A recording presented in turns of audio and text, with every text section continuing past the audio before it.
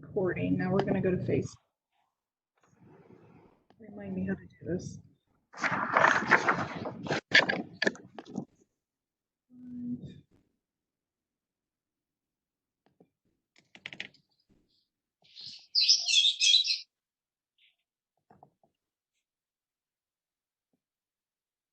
Share on your page. Yep. Yep.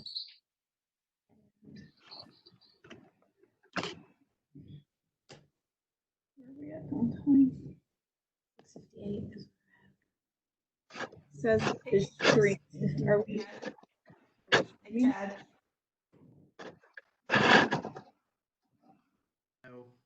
Hey, Ted, I put a picture of those cherry blossoms on Facebook today. I don't know if you saw it or not, and thanked you for it. So they looked beautiful yesterday. I was going to send you a picture of those. They look good this weekend.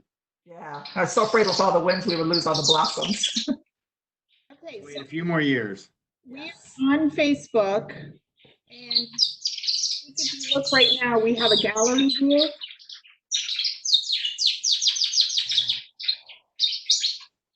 So we are live, right?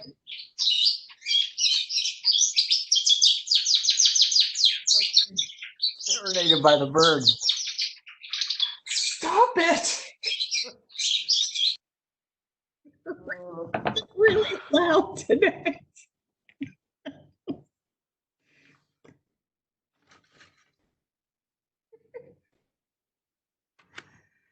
All right. The time is 7 o'clock, and we'll call to order the virtual City Council meeting for April 13th, 2020. Roll call, please. Mr. Jones? Here. Mrs. Keller? Here. Mr. Hoffman? Here. Mr. Farrell? Here. Mr. Hellinger?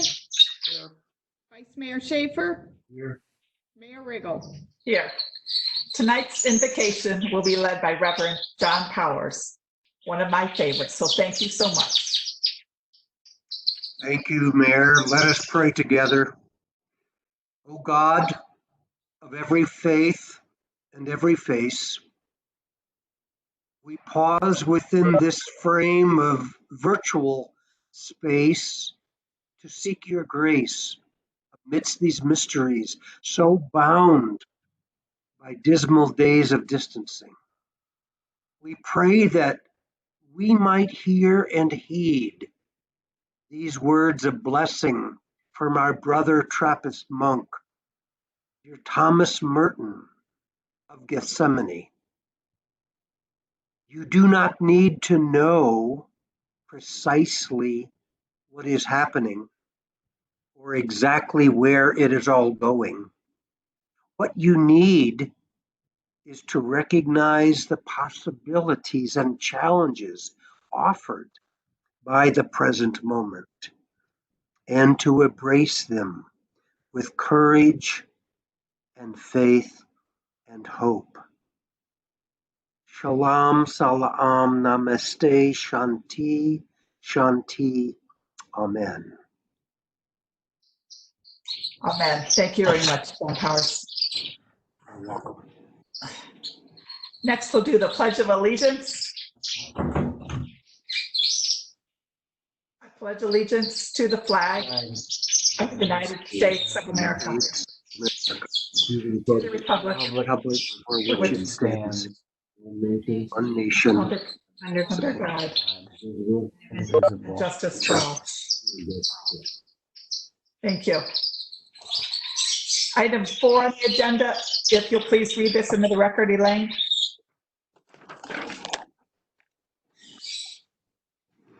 Approval of the motion summary of the regular meeting of council held on March 23rd, 2020 is recorded and transcribed, and approval of the motion summary of the special meeting on March 18th, 2020 as recorded and transcribed. What is the wish of council? Move for approval of motion summaries. Second. Motion by Mr. Schaefer, second by Mr. Jones. Any further discussion? Call, please. Mr. Jones? Yes. Mrs. Keller? Yes. Mr. Hoffman? Yes. Mr. Farrell? Yes. Mr. Hellinger? Yes. Vice Mayor Schaefer? Yes. Mayor Riggle? Yes. motion carries. And item 5 on the agenda is letters, petitions, or public comments. And I think, Elaine, you have something that has been forwarded to you. If you want to read that into the record, please. I received an email from Tom Wilbur on April 10th, 2020. It was a petition regarding Section 505 of Delaware's ordinances. And it states, the COVID-19 coronavirus has upended the economy and society. Some 16.8 million people have filed claims for unemployment benefits since March 16th. And some expect the national unemployment rate to reach up to 20%, 25%, or even 30% by summer. Food banks are overwhelmed at the same time. The food supply is seriously at risk due to a lack of workers and reduced imports from abroad. Panic buying, price increases, and price gouging are the inevitable consequences of this development. The Columbus Dispatch reported on April 10th that the price for a dozen eggs has recently increased by over 50% and is now in excess of $3. Many Americans see the need for a return to World War I and World War II victory gardens. See the New York Times, March 27th. A decade ago, the city of Delaware prohibited all agricultural activities in residential areas, including vegetable gardening. That may no longer be the case, but the perception that Delaware is biased against food gardens and backyards and front yards is still out there. However, Section 505.16 of the city ordinances still ban chickens and other fowl in areas less than 1 acre in size. The 1 acre requirement makes perfect sense for large animals such as horses, but smaller animals such as chickens or rabbits do not require that much space. That zoning prohibition does not seem to be in place to protect the welfare of animals. Instead, it appears to be a rule intended to protect the city's image as a modern, affluent community where agricultural land use is seen as a relic of the past. That was disingenuous a decade ago when many people began to explore a more sustainable life, but it is downright absurd in the midst of a pandemic when millions of people are not sure where their next meal comes from. The purpose of these lines is to propose a temporary, ideally a permanent, moratorium on that part of Section 505.16 of the city's codified ordinances that prohibits chickens, rabbits, and other small animals on less than 1 acre of land. The nation is in the midst of an unprecedented crisis that many expect to be worse than the Great Depression of 1929-1930. To help build resilience and food security, the city of Delaware should actively promote gardening and urban farming instead of creating obstacles and barriers. Tom Wilbur. Thank you, Elaine. I wasn't aware that we discouraged gardening. I know some HOAs may, but I wasn't sure we even have community gardens down there on Liberty at Ross Street Park, so I'm not real sure where that came from.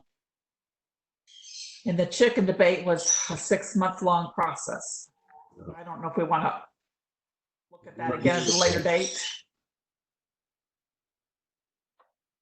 Pardon? I'm not opposed to having the discussion again, but maybe waiting until we get our more immediate needs taken care of with this crisis would be the best course of action right now. Especially if we want to have a public debate about it, we need to actually be able to be in public, which we can't do right now. Exactly. All righty. Has anything else been turned in for comments, Elaine? I do not have any new emails at this time. Okay. We'll move on to item 5, which is consideration of resolution number 20-30. If you'll please read this into the record. Resolution number 20-30, a resolution authorizing the city manager to amend the lease with Delaware Community Space LLC to defer payments consistent with the governor's executive order 2020-08D. Thank you. And I think, Sean, you're going to handle this one. I know Matt's on here also. Good evening, Madam Mayor, members of council. Hello. I do believe I can't see Matt on here. Matt is here. Oh, okay. At the request of the founder of Cohatch, Matt Davis, we have put this resolution before you to help defer payments for the Cohatch lease for 90 days. This is consistent with the Governor's Executive Order 2020-08D, and also puts us in line with what a lot of the building owners in our downtown are doing right now for their tenants to provide small business support during this very difficult time. We hope that once all is back to normal after the 90 days, then we will build a payment plan that will allow Mr. Davis to then to make those payments over a course of time, so that we can get caught back up with the 3 months of deferment. Okay, Matt, did you have anything to add? Not much, just thanks for considering it.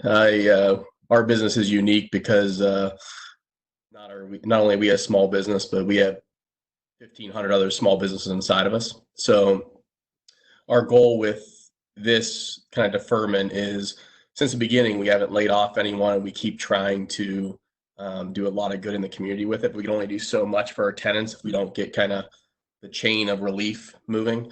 So we've already worked with banks on deferment. Now we're just working with different landlords. And with this $6,500, my goal is to then just pass it forward to a lot of the other small businesses. I think the hardest thing about this is I've probably witnessed 30 to 40% of our businesses go from thriving to zero revenue in like 2 weeks. So, I'm committed to passing it all on. And our method of doing that currently is talking to each individual office person and restructuring their deal with them. But I need to know that I have something, I still have to pay other utilities and other bills and all kinds of stuff. So my goal is hopefully only 20, 30% need it. I think the government stimulus will help a lot of people, but obviously it's taking a lot longer than not longer, but it's weeks and not 2 days. So as that starts to come back in, I think people are going to get caught back up also. So that's pretty much it. Hopefully you see that we've been a positive influence in the community and around town also. So other than that, that's pretty much it. Yes, I was going to thank you for that. I've seen several posts on Facebook saying what Cohatch is doing for volunteering with other people. So I really appreciate that. Does council have any comments or questions on this item? Madam Mayor, I do. Yes. If I may, I am a member of Cohatch as a small business owner in the community, so I have to recuse myself from this vote.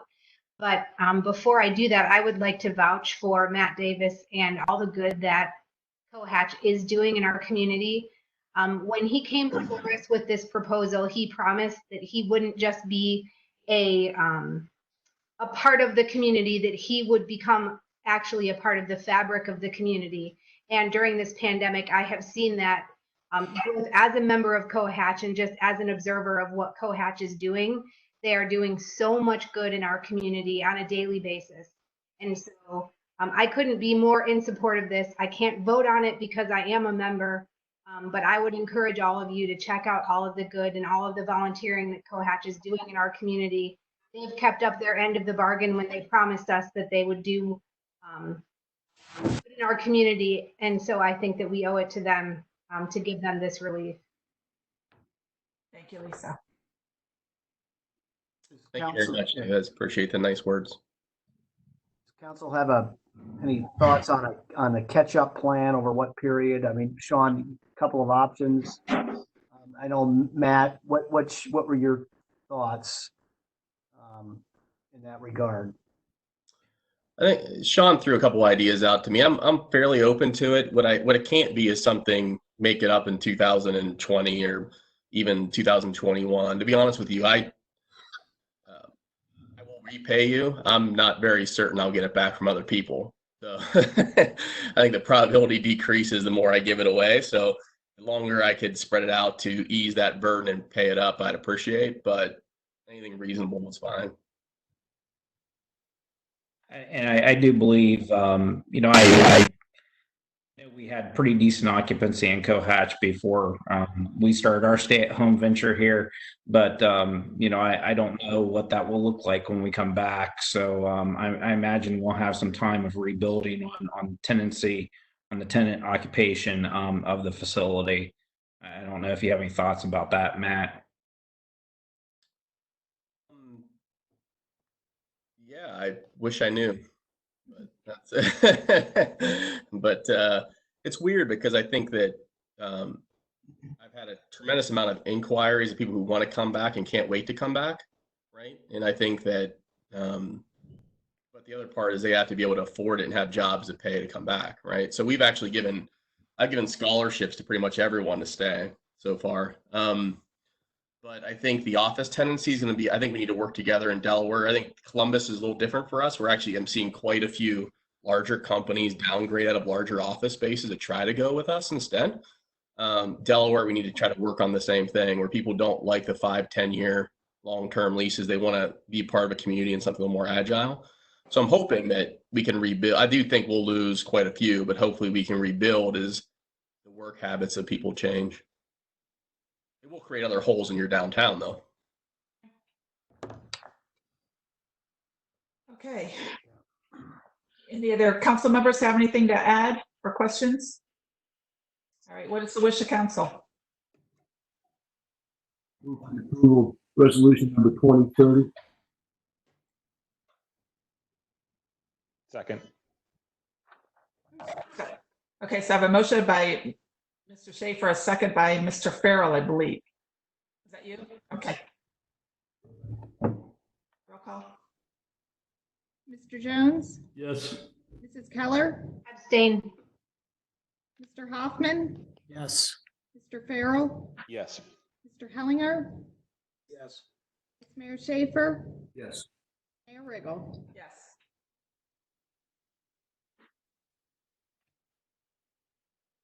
All right, thank you very much. And move on to the next item, which is item 7, which is consideration of resolution number 20-31. Linda, if you'll read this into the record. Resolution number 20-31, a resolution authorizing the city manager to establish a COVID-19 utility assistance program. And Justin, I believe this one's yours. Thanks, Mayor, council members. The purpose of this legislation primarily is to establish this assistance program for customers under economic hardship. There will be a first round allocation of $100,000 in credits that could be applied to customers that don't have the financial means to pay their utility bill at this time. In addition, we're working through this legislation to waive convenience fees for customers paying with a credit card. Right now, each fee is $3.95. The other item we will be focusing on is payment plans with customers so that once this emergency has been waived, we can work on repaying those fees with all the customers in the community. Okay, so to start with, if I've lost my job and I just call the city and say I can't pay my bill, where do we begin? Where do we start with, Justin? Thanks, Mayor. There's going to be an application we're going to be releasing this week, and we'll make sure to have that posted on the city's website and on social media. One other thing we might be able to do is in the May billing, we can include that application with the actual utility bills. We'll take those back in, and then we'll use those to evaluate those applications to evaluate how to apply the credits. And this will be for the months of April and May. Do you really think we need to mail them? Do you think we should put a notice in there that if you need help, send us an email or call us? Because there's some people that don't have computers. Right. To be able to download it, that we could mail it to them. I'd rather not just add the application. Sure, That's my absolutely. opinion. No, absolutely. We can put a 1/3 page insert in the next bill. So that's always an option. The other thing, Carolyn, that we've been talking about is I spoke with Brandon Feller earlier this evening in connection with his earlier request indicated that we would be providing this type of assistance, and it was good to hear that. He also had offered some assistance with us in terms of identifying. He works United Way, and the schools work with a lot of individuals who might be impacted. So he offered to assist us with that process. So I think that'll be helpful. What did the rest of you think about how we should get to each one of these?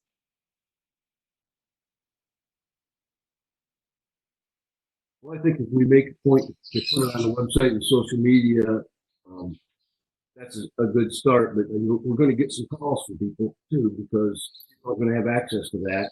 I definitely think we should include something physical in the next bill that goes out as well. But do all we can to get the word out. We're going to provide this assistance.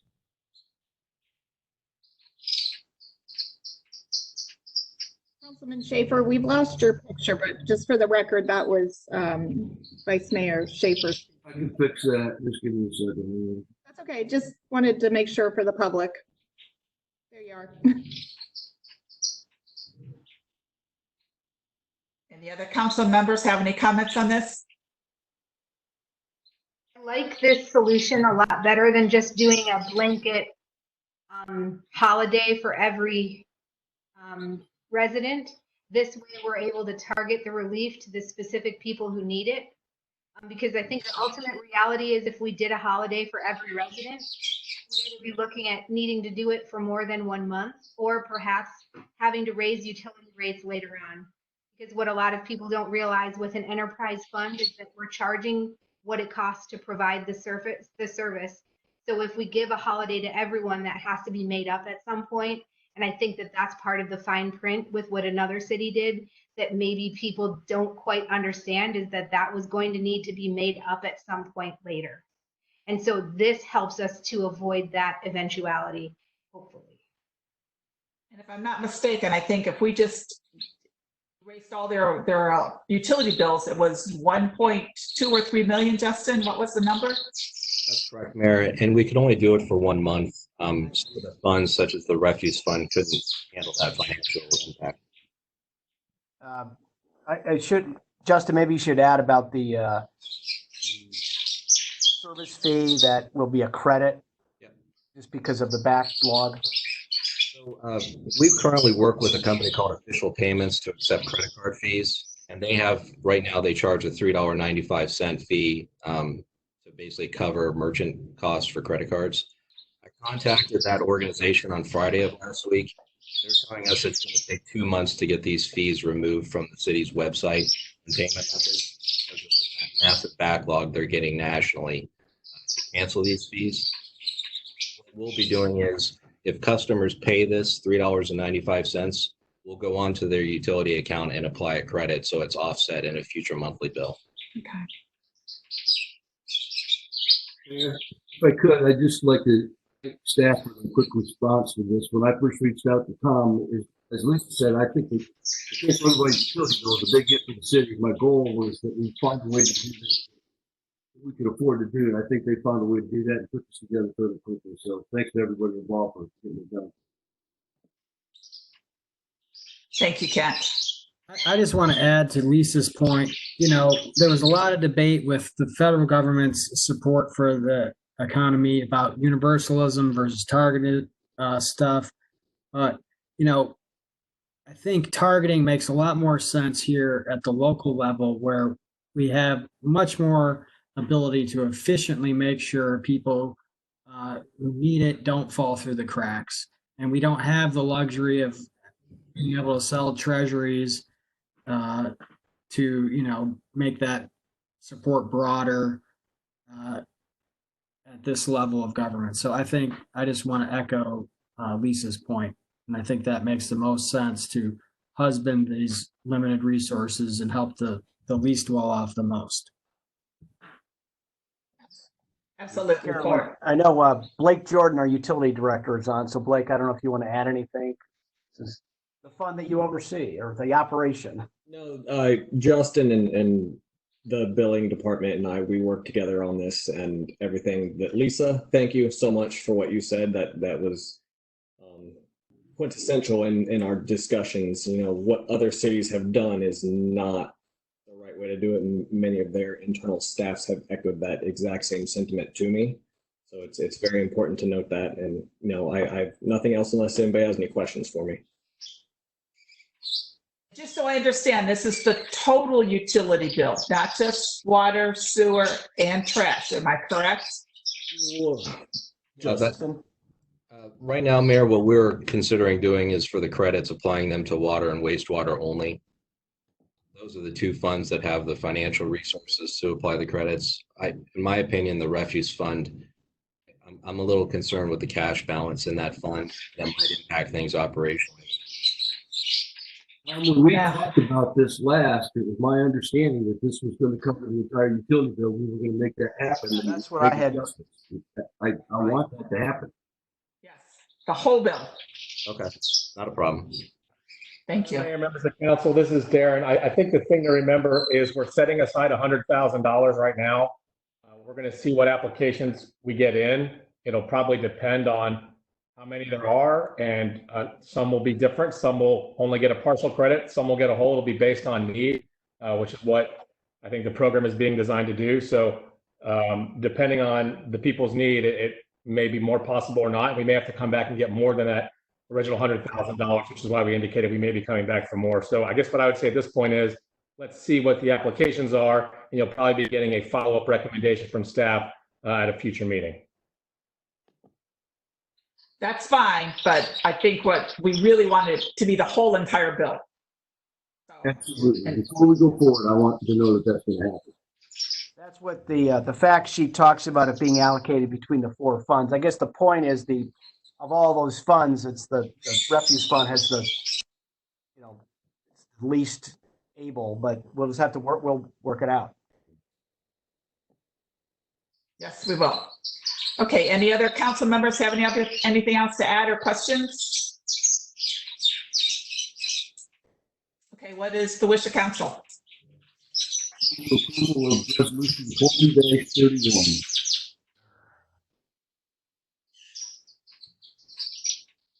I couldn't totally hear. Did he move for approval?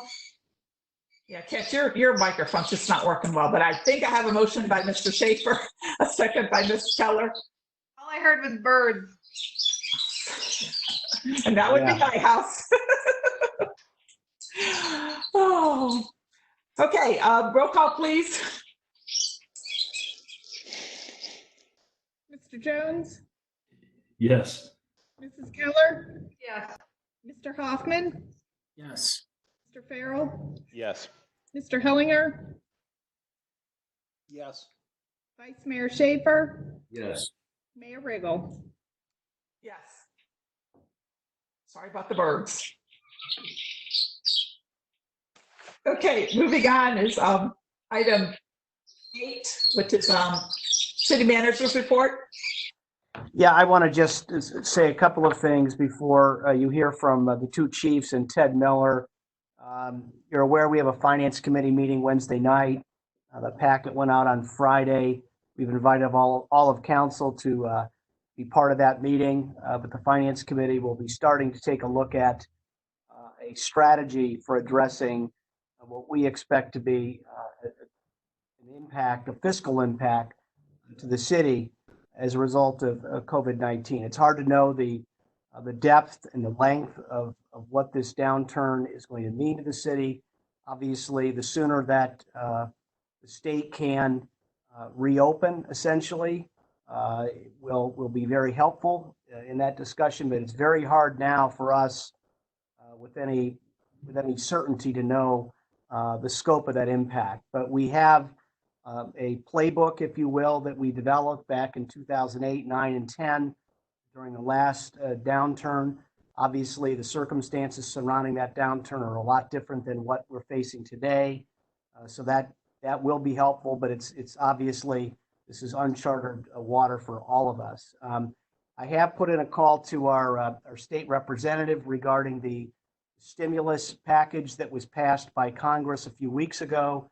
It has a set aside funding for states and localities. We're working to figure out what that might look like for our city. But in the National League of Cities is also lobbying Congress for a next stimulus bill that would assist localities with the impact that we're all facing.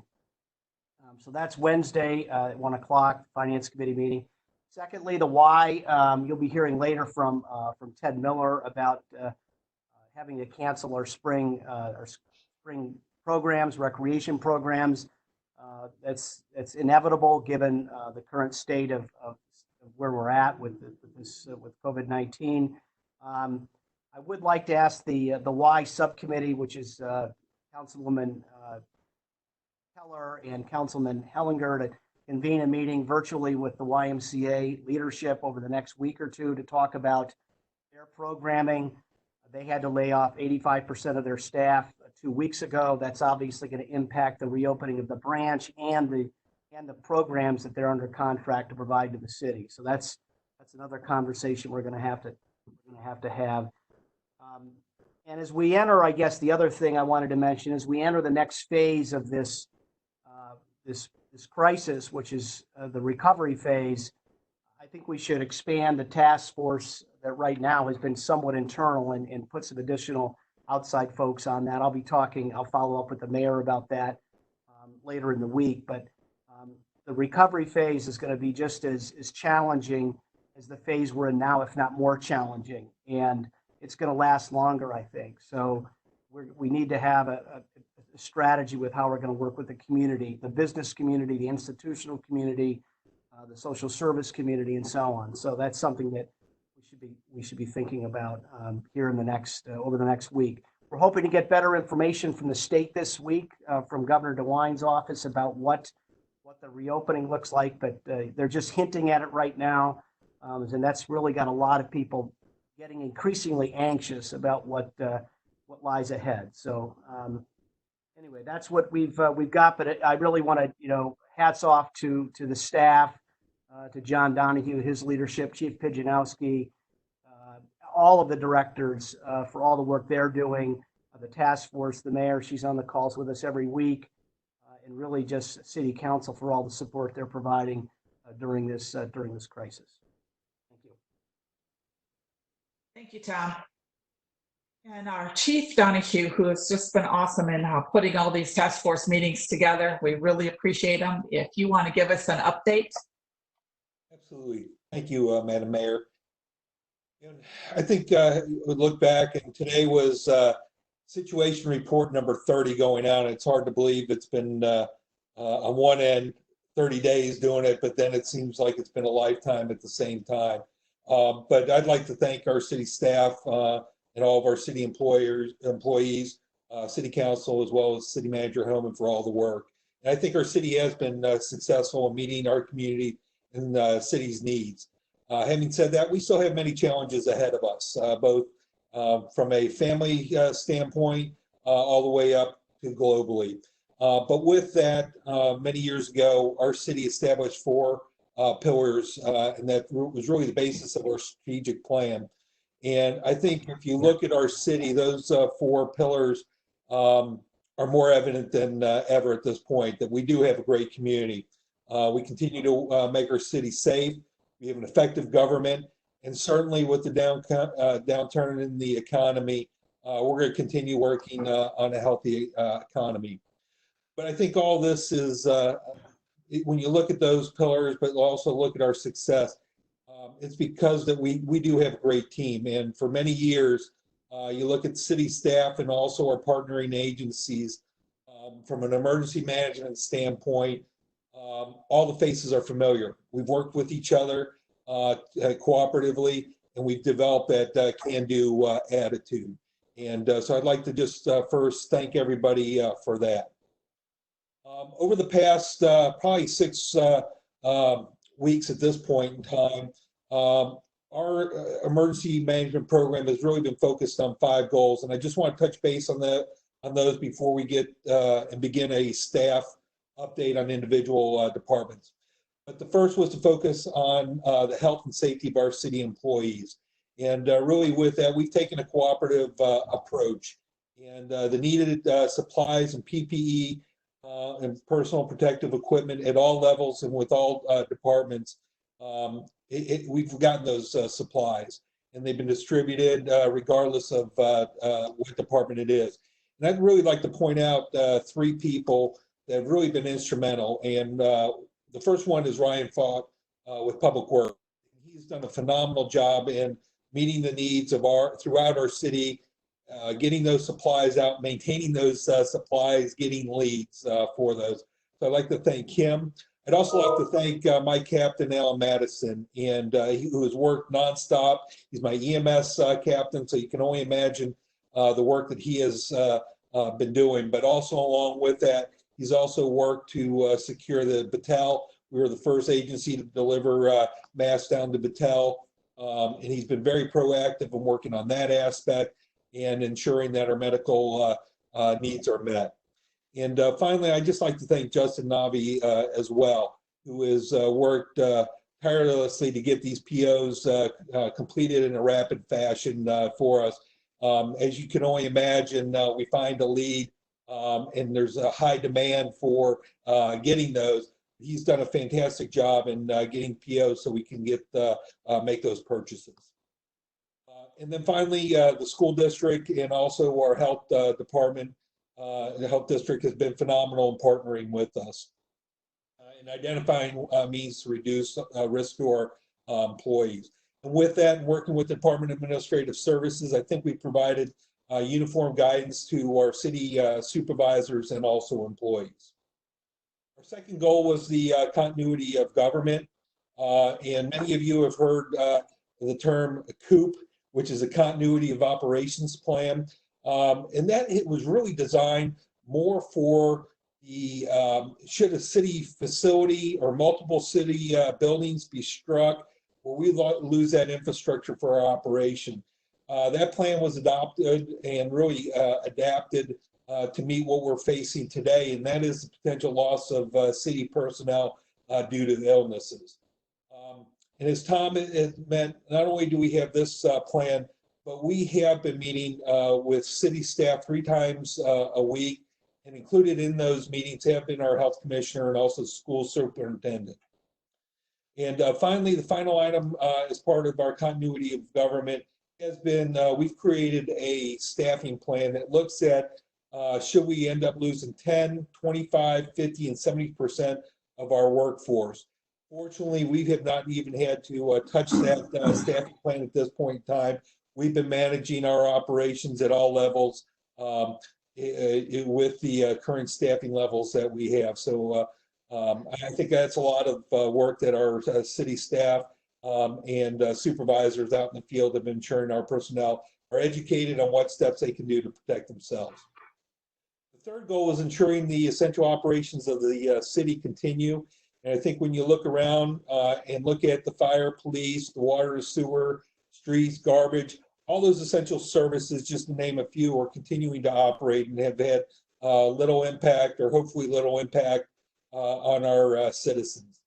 With that, though, there have been some operational changes in priorities. And I know alone in my department, we stopped the building inspections and transferred not only the fire inspectors, but also my training officer into operations to ensure that we have that primary service covered. But also from a city standpoint, our building and engineering inspections are continuing. The fourth goal was the compliance with state orders. You've been seeing those as part of our communication situation report. We've been communicating and providing the needed direction in a positive manner to our community. Certainly, I think you've been well aware there's been challenges, whether people have gone onto the playground or jumped over fences or broke barrier tapes. And I can tell you, city staff is very cognizant of that and is working to try to get those resecured as we become more and more aware of them. The final goal that we've been working on is supporting the needs of our residents and businesses. And certainly you've been seeing a lot of the communication, whether that be the social media, the portable message boards, the signs at the playgrounds, or even our situation reports. So we've been trying to make every effort to keep our community aware. Certainly with our situation reports, a couple things with that. The Delaware General Health District numbers do differ a little bit from those that the state is reporting as far as the Delaware County. The reason for that is the Delaware General Health District does not include all of Delaware County. They do not cover the incorporated areas of Westerville, the city of Columbus, and also Dublin. But if there are any additional items that you would like to see in these situations, situational reports, please let Tom know. He can certainly let me know as well. But we continue to ensure the basic needs of our community are met from that standpoint. I think our police department and public works have done a great job in trying to work with the merchants downtown, trying to assist them in making sure that we have designated spaces available to keep those restaurants that are doing the carry-out orders making that available for them. Finally, as far as the overall operations, I'd like to just point out a little bit about our city schools. And as I mentioned, Heidi is constantly on the phone with us. She's been part of our situational briefings that we have 3 times a week, but she's been and the schools have been a phenomenal partner and continue to partner with us. To date, they have served over 26,000 meals to those in need. And it just boggles my mind when I think of 26,000 meals. And so they're averaging about 10,000 meals per day. But not only are they doing those, on a weekly basis, they are providing 200 blessing bags each week. And then they also have the pantry aspect of that. And in February, their pantry served 24 families. In March, that increased to 73. But specifically, if we look at the time period of March 16th through April 13th, they helped 95 families. And I think that's a tremendous thing. When you look at the overall operation, then this is our schools are an educational facility, but how much more that they do to our community. So I cannot thank Heidi for the job that she's been doing and partnering with us as far as the city. And I believe and hope that we've been reciprocating on her end as well. But a couple other items for that. Obviously, as I mentioned, they are a school district, and they have been working to continue their education through distant learning, which has been a large transition going from where they were to where they are now. And that went very smoothly. But they are also providing for those families that do not have access to wireless capabilities to ensure those students have access to that and can continue their learning. They're one of the few school districts that have been providing hotspots to ensure the continued education of their students. So my hat's off to them.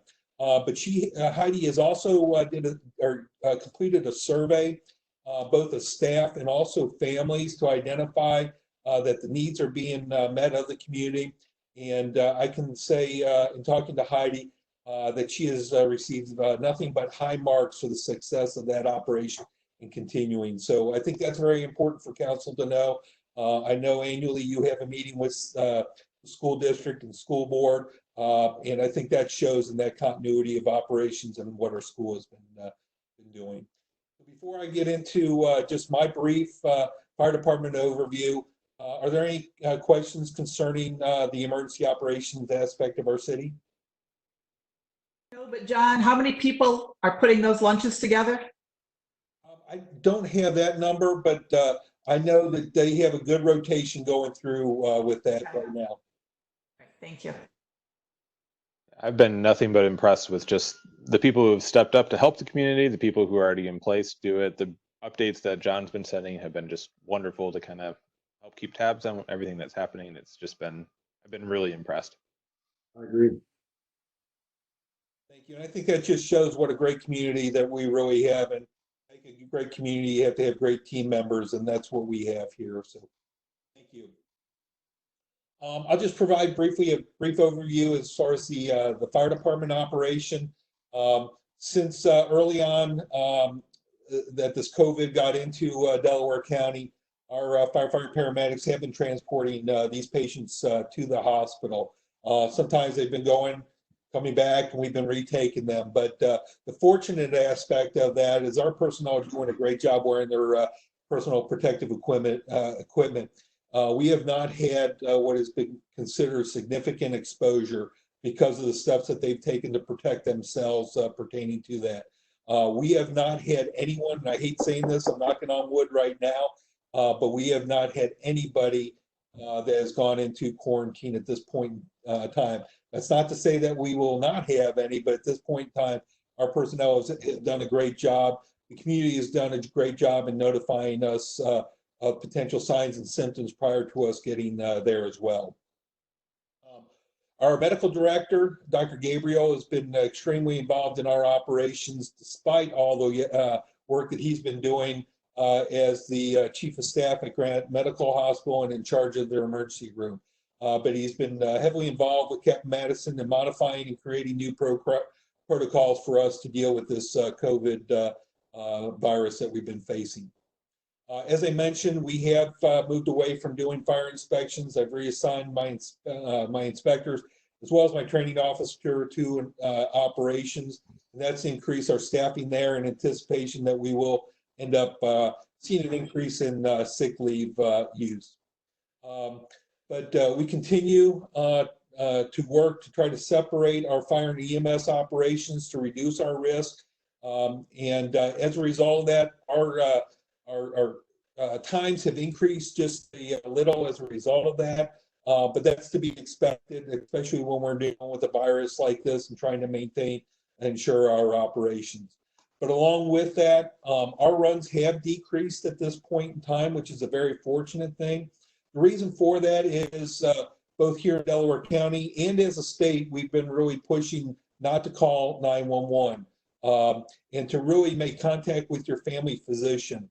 And our community has been responding to that.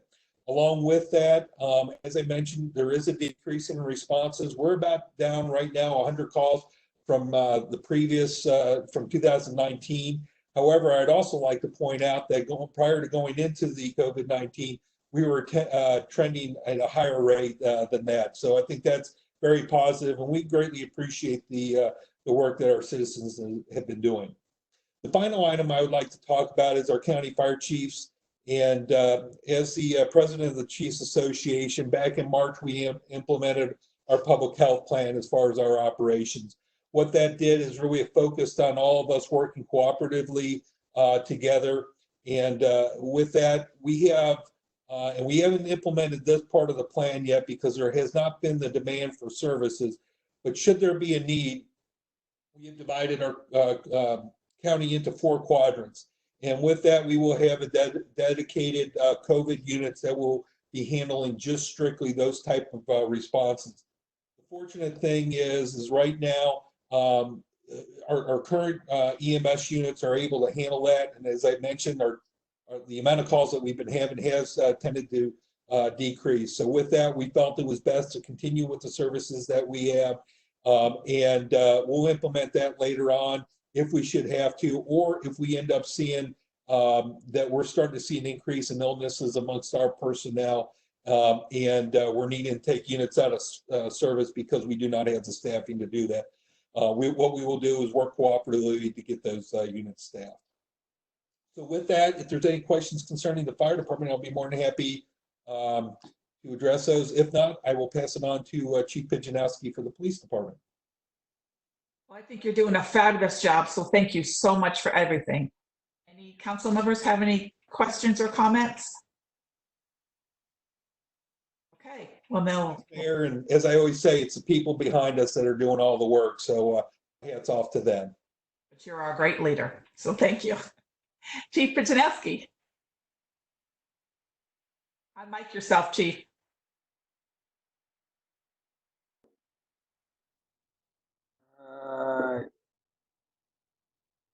Muted.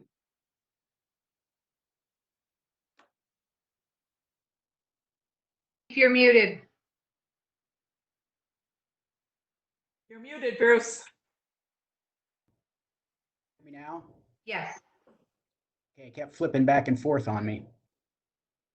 Okay, we'll start again. Thank you, Madam Mayor, members of council, for the 3rd time. The Delaware Police Department is healthy. I'm happy to report, but I'm also going to knock on wood, as Fire Chief Donahue did. We are doing well in meeting our operational goals. We are very well planned out and moving forward with doing that.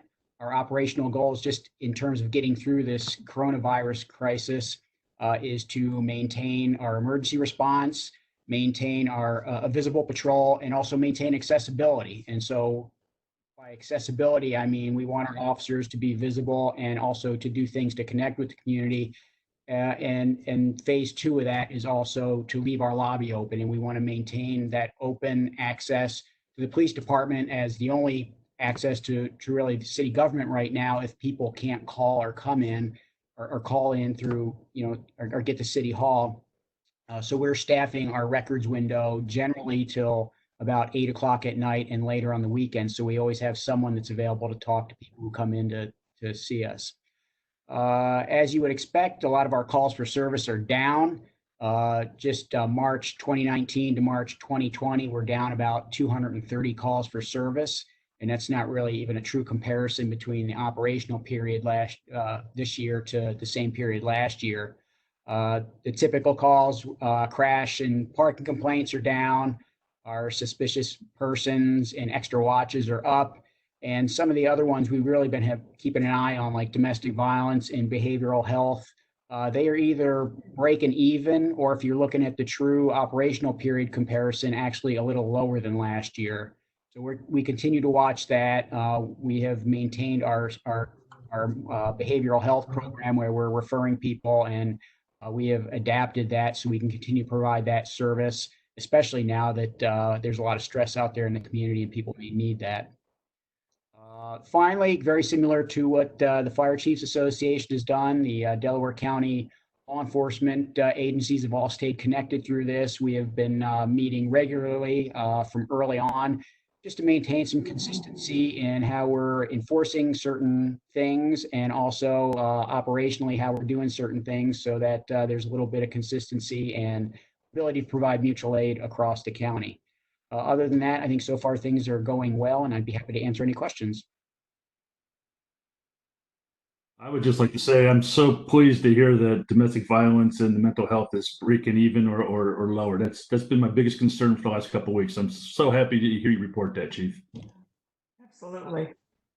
I'm cautiously optimistic, but I have been, I have talked to Kathy at Turning Point and Paula as well. And, one of the things that some of the literature is saying, and some of the things we're concerned about, is that that's a report that's made when you're safe to make it. And right now with stay at home, that might not necessarily be the case.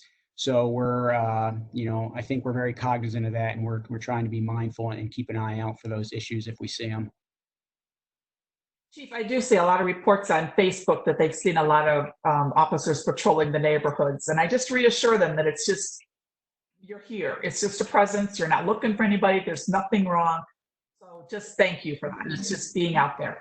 Yep, that is one of the things we want to do. We want to promote a sense of normalcy and just be visible. And if you look at our Facebook page, you can see some of the things our guys are doing, and they're trying to look for opportunities to connect and be social while distant. So that's all good. And we just want to be here to provide a service and let people know we're still here, and we're going to be strong throughout this whole thing. Great. Thank you. All right. Next up is Ted Miller, our Parks and Natural Resource Director. I'm going to share my screen if I can.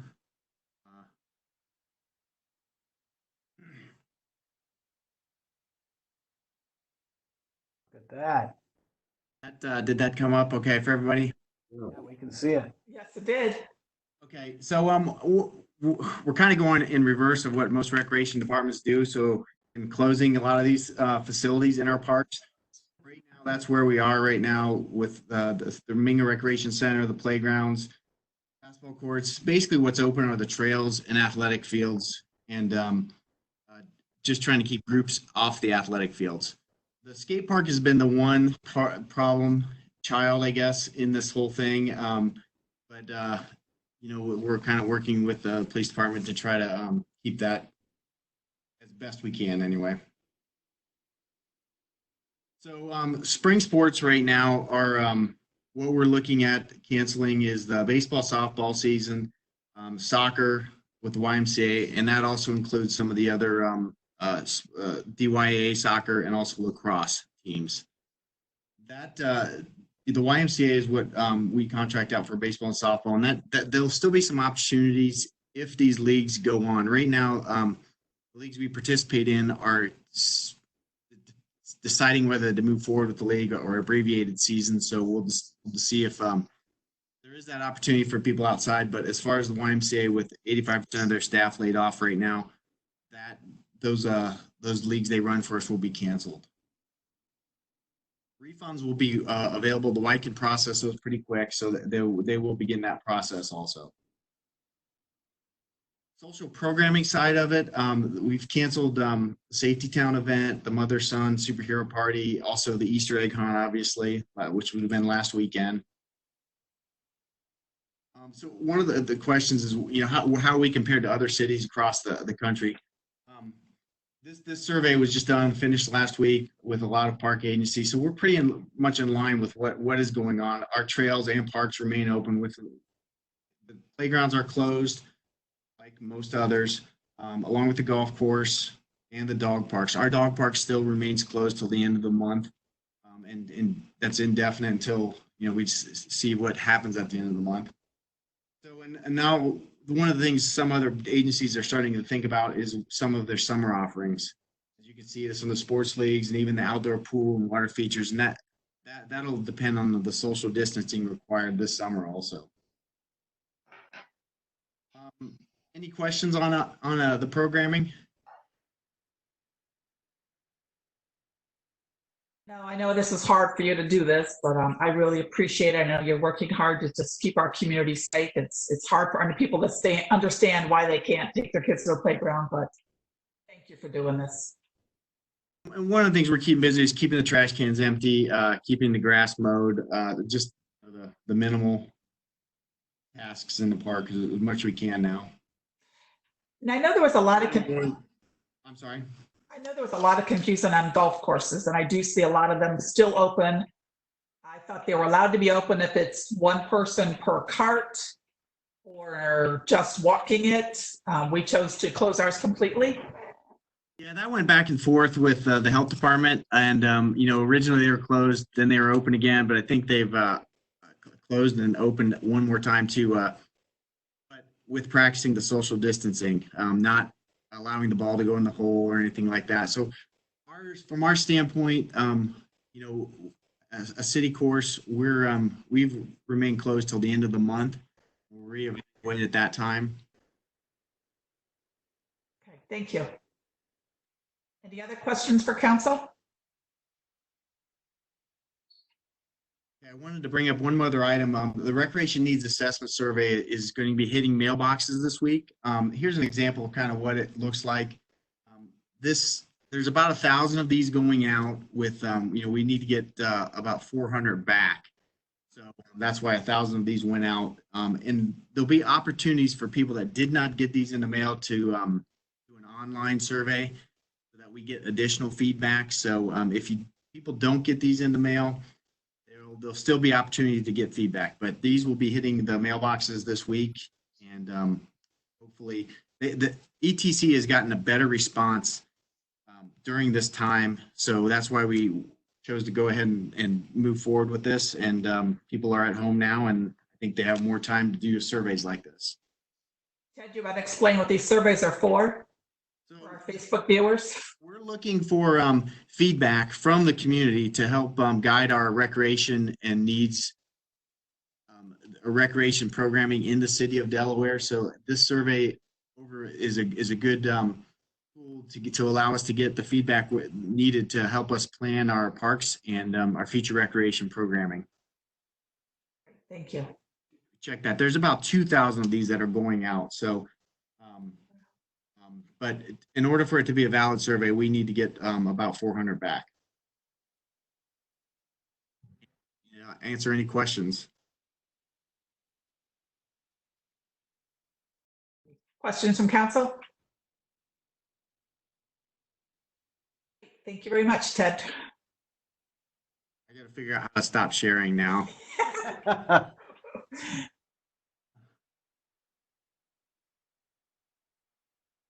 Almost there.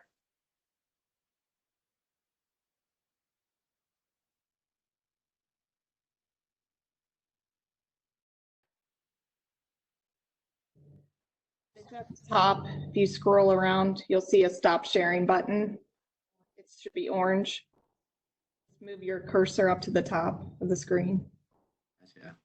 Do you see it? Yep.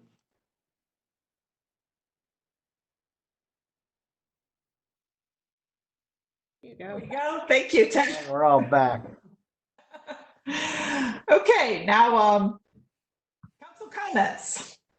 Mr. Jones, let's start with you. Nothing. Just great job, everybody. Staff's doing a great job. I think this one we finally got the system down here virtually, but hopefully we don't have to do it too much longer. But everyone hang tough, and hopefully I'll see you in person soon. That's it, Mayor. Mrs. Kelly? I think our city staff is doing an excellent job. I spoke with the city manager earlier today. I feel like we have maybe a communication breakdown going on between the state and the local level.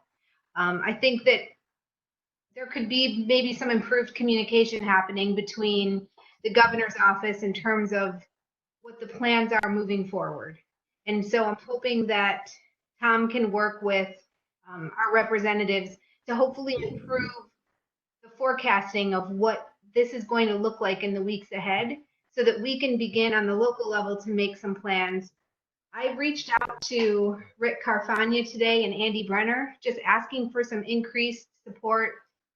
I listened to the governor's press conference today and was concerned just about some of the vague language being used about the length that this is going to be going on. And I feel like we sort of have flashlights in the dark, guessing what is happening. And I'm looking for more guidance from our state in terms of what this reopening is going to look like. I'm not second guessing at all of the decisions that are being made, but just hoping for some more communication. I don't know if anyone else is sort of feeling that way, but hoping that we as local leaders would be getting some more information at this point with the reopening targeted for May 1st, what this is going to look like, what the plan is, and hoping that maybe we even would be a part of that planning process to some degree. So I would encourage everyone to write to our local leaders and ask for that information. I know that DeWine mentioned that he has a press conference, or not a press conference, but a meeting with the vice president several times a week. And I think that having a conference between the governor and local leadership at some point would be helpful for local leaders to know where the state is headed also. So that there would be a trickle down of that information. Okay. Thank you. Mr. Hoffman? I guess really my thoughts are in many ways piggybacking off of Lisa. You know, I read the article in the Washington Post, and I have to believe that Ohio, the way the governor handled it, getting ahead of the ball game, especially with shutting down the Arnold before it looked like we were going to have a problem here in Ohio, was awesome and the right course of action. And with that said, you know, it looks like we're in a pretty good shape right now. It doesn't look like we're having this threat of oversaturating our healthcare facilities. And I just, you know, I have to think about that. How many people have literally we're telling them that they can't earn a livelihood, and all of the pain and suffering, mental illness, and what have you that comes along with that. And I hope that we can start. I mean, ultimately, you know, I look at the data and I see that what other countries have done is test massive testing and tracing. I've talked with Tom about this. Drew and I have talked about this. I'm not seeing the progress on this front of how we're going to get like these serological tests. Municipalities have done this in other places. I think this is, you know, why couldn't the city of Delaware get in on buying some of these tests and getting that we're participating in this process of testing and tracing, because that's what these other countries and jurisdictions have done to reopen up. And I don't see that from the governor yet. I mean, and that's not to take away or criticize all the great things he's done, but I know Tom and I have talked about this. I think municipalities, we have a role to say, hey, you know, this is what we're going to be on the front lines of reopening our the economy. What's going to happen here? And I just think that we need to put the governor's feet to the fire in that regard. But the staff is doing an amazing job. I mean, the regular status reports, amazing. So with that, all of my complaints are way outweighed by all of the awesome work everybody's doing.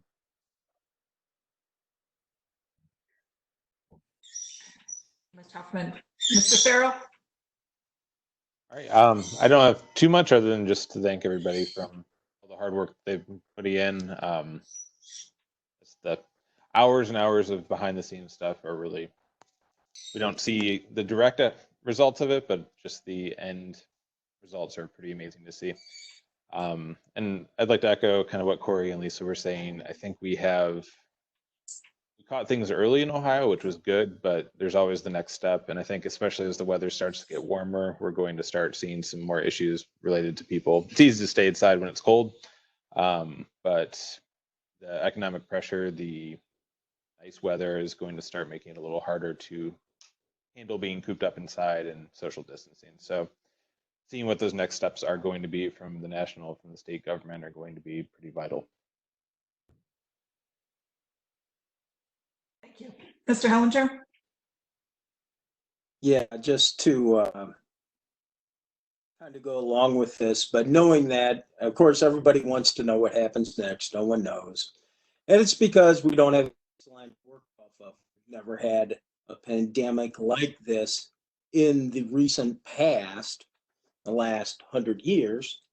And, you know, for instance, when we have our finance committee meeting on Wednesday, we're going to be talking about things we might do, or, you know, but we're not going to have a plan of action coming out of that. We're going to discuss, we'll say, well, you know, if chicken, then egg, or maybe, you know, whatever else. So I think it's just really important. I think it's people to know what's going to happen next, but no one knows that. And there's no way we can know that. And that's why this is a learning process for everyone. So I think that's really to keep everybody's sanity healthy and to keep a level mind on everything going on, realize that even though today we may say we have a tentative course of action, know that go totally out the window. Because 2 months ago, we never would have thought we would be having this discussion. And for all we know, we could be in the same situation a year from now. None of us want to be, but we don't know that. So I think it's just really important. I don't think, you know, nobody's holding out the great secrets. I think, you know, state leadership has been very forthcoming and very transparent in what they're doing. I don't think they're holding anything back or anything like that. So just, you know, we'll take it as it comes. We'll all get through this and life will go on. So that's all I have. Thank you, George. Mr. Schaefer? Thank you. I'll keep my comments brief, but I think we all realize that this situation is not sustainable long term. And so I think what our hope is that we'll be able to find some balance between minimizing the effect of this virus, but also allowing people and businesses to survive economically and mentally. So I think we just keep looking forward, hoping that we'll see some light at the end of the tunnel soon. Beyond that, just remember that we will get through this together and stay healthy, everybody. Thank you, Kent. You know, I give kudos to our governor. I think he's been fabulous. He's been proactive. I, like the rest of you, would love to know when this will all be lifted. But I think he's going to do it smartly. And I would love to have secret answers, but there's nothing secret. Just when the health department thinks she knows what's going on, then another wrench gets thrown into it. So we're all in this together, as we've said over and over. And when it's time, it will. And I think, you know, it's been 4 or 5 weeks now. We are getting all antsy and we are ready to get out. So with that, starting tomorrow night at 7 o'clock, I want each and every one of us throughout this community to go out on your front porch or in your front yard and bang some pans and thank those that work in the hospital, those that are at our grocery stores, our police, our fire, the people that are running the gas stations, the people about the pharmacies that are keeping us going. Let's find some way, make some signs, and let's let Delaware know that we're all in this together. And this is the only way. It's one little relief that we can all do together. I've asked the firemen, if they're not on call, to drive through a neighborhood. I've asked the police chief to make sure that they're in the neighborhoods at 7 o'clock each and every night at 7 o'clock. So you as council leaders and you as directors, I'm hoping you will all get on this bandwagon and get our neighborhoods and thank everybody for what they're doing. We are a strong community and we will get through this together. If no comments, then you all had your chance. I will adjourn the meeting at 8:08. Thank you all very much. Thank you, Carolyn. Hey, everybody. Thank you.